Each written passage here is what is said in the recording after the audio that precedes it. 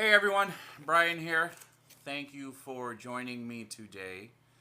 Um, it's a nice, bright, sunny day, though you might not be able to tell it. And I hope you enjoy the blue tape along the walls here. Going to be doing some painting here. Hopefully, get it done before the end of the year. We'll see. Anyways, I'm in my living room and enjoying a nice afternoon and a cup of coffee.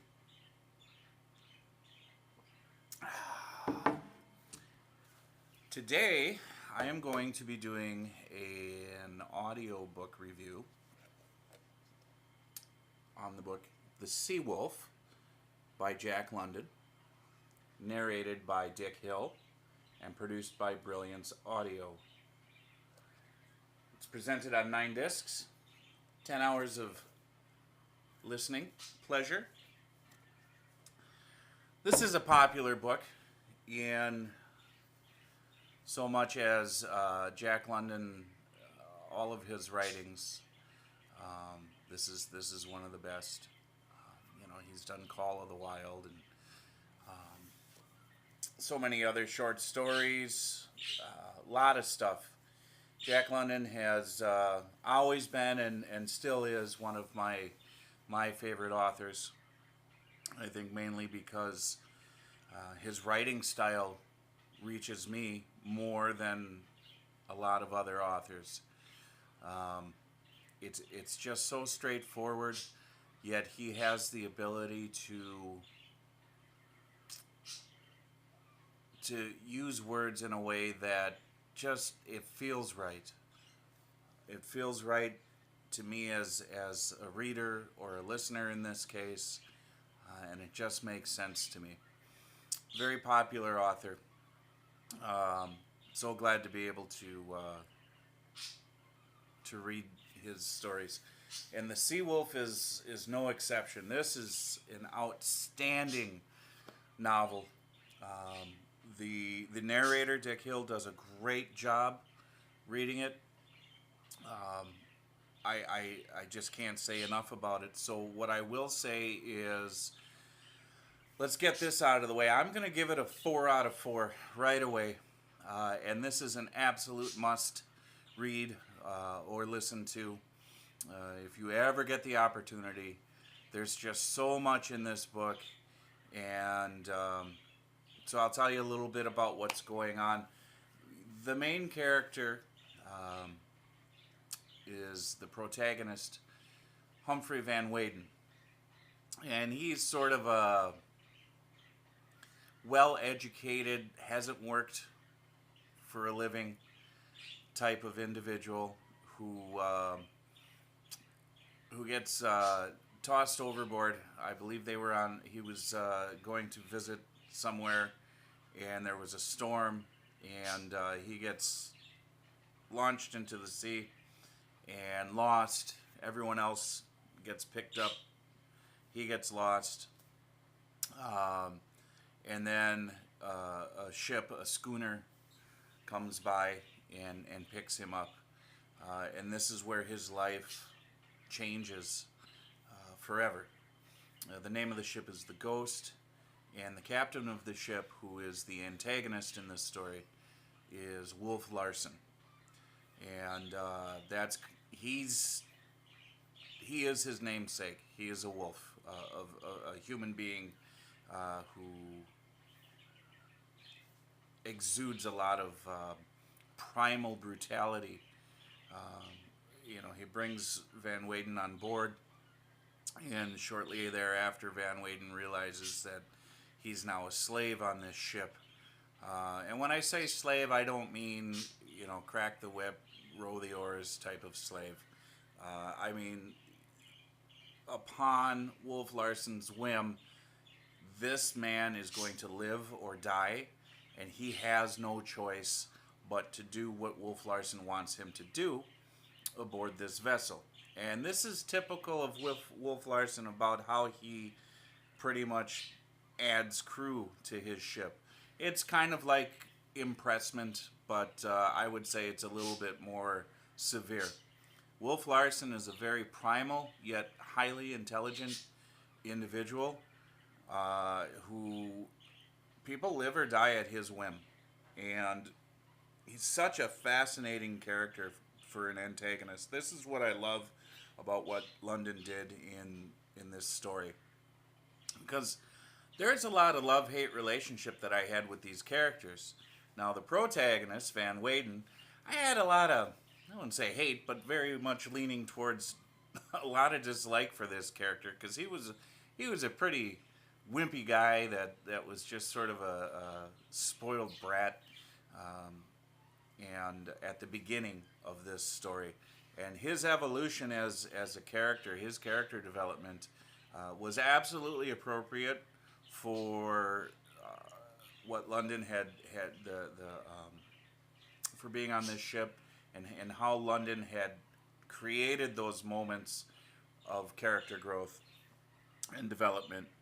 The antagonist didn't change. He was who he was and is who he is. However, there's a lot of philosophy in this book that I was not expecting. Jack London does many things really well with his stories. His settings are familiar settings to him, in so much as he was on sailing vessels in White Fang and Call of the Wild. He spent time in Alaska doing the things that characters did there.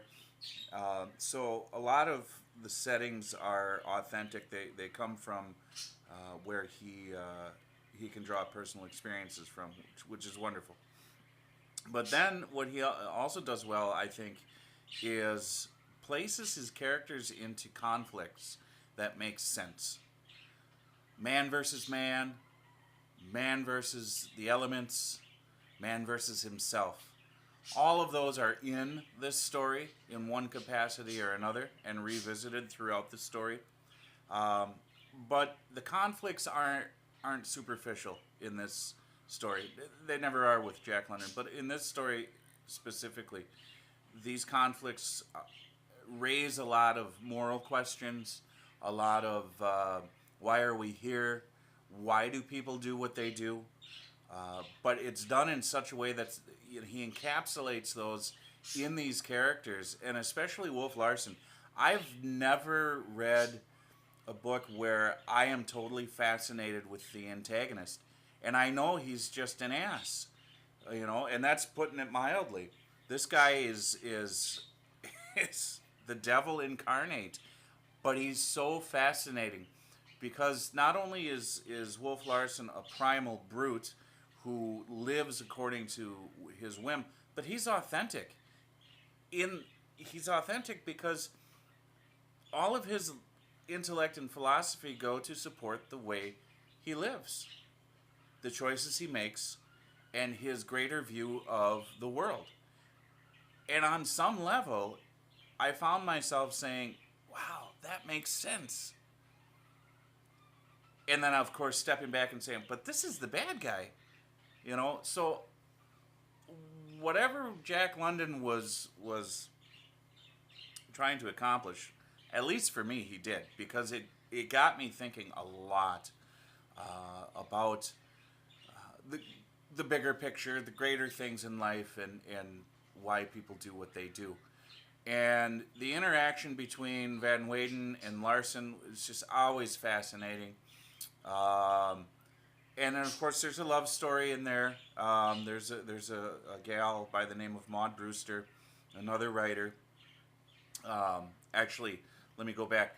Van Weyden, a bit of a writer in the story in his past, admired this lady, Maud Brewster, and as so happens, there was another storm over in Japan, and she was over there and tossed overboard and grabbed up by the ghost and brought on board. And then, of course, there's this love story between Van Weyden and Brewster that has some history going back to their writings. And then Wolf Larsen is the third wheel in this because he's got some affections for her. And then, I don't want to give way too much, but there's not enough that can be said about this story. How London just kind of takes all these literary elements and melds them together into a book that is just absolutely fascinating, and has to be read multiple times, not to understand, but to really, really appreciate, and just kind of, it's like eating a whole chocolate cake, if you guys have ever done that. It's just you keep going back for more, and it's the same thing. It's not going to change. You've already tasted what it's going to be about, but you want more. So, anyways, I'm going to wrap this up. Jack London, The Sea Wolf, absolute must. Get it on your list. Read it. Listen to it. So much in this book, and can't say enough about Jack London. Thank you very much for tuning in today. Please subscribe to my channel. Click like, share, add some comments if you like. I appreciate it, and have a great day.